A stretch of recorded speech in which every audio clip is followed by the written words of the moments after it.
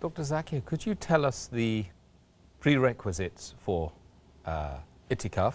And is indeed one of the prerequisites fasting? As far as the prerequisites for doing Itikaf is concerned, but naturally the person should be a Muslim, he should be sane, he should have reached puberty, and he should not be in the state of janaba, ceremonial impurity. He should not be sexually defiled. Person should not be in the state of menstruation or post-childbirth bleeding. And the person should be pure while doing Itikaf. And besides these, there are two pillars of Itikaf. Number one, that is the intention. His niyyah should be seeking nearness to Allah subhanahu wa ta'ala and seeking His reward. Number two is it should be done in a mosque. As Allah says in Surah Baqarah chapter number 2, verse number 187, that associate not with your wives when you retreat in the mosque. So but natural, while doing Itikaf, you should not associate with your wife. Don't have a sexual relationship, which they discussed in the last answer. And number two, it should be done in a mosque. And people differ.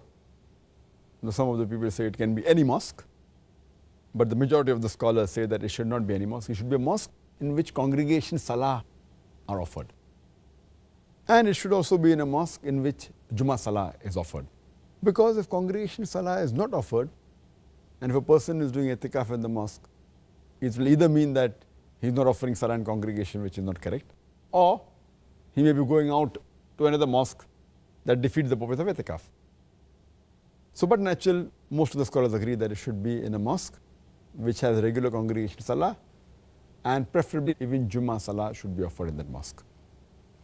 And there is a prerequisite, as is mentioned by Hazrat Aisha, may Allah be pleased with her, radiallahu anha, in Sunan Abu Dawud, volume number 2 in the book of fasting, hadith number 2467, that it's sunnah for a mu'takif, a person who does itikaf, that he should not visit a patient, or attend a funeral, or embrace his wife, or associate his wife, and should not leave the mosque except if there is a basic necessity or basic need.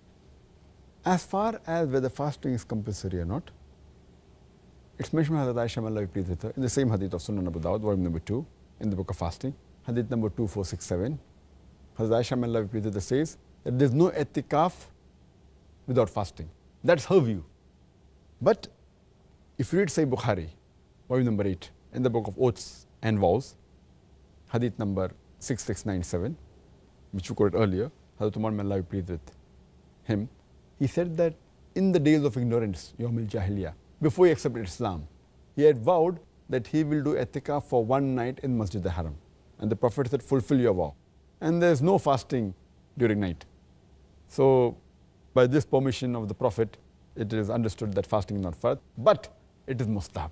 It is a recommended sunnah that if you fast, it's preferable. It's not a farz to fast while doing itikaf. Jazakallah khair, Doctor.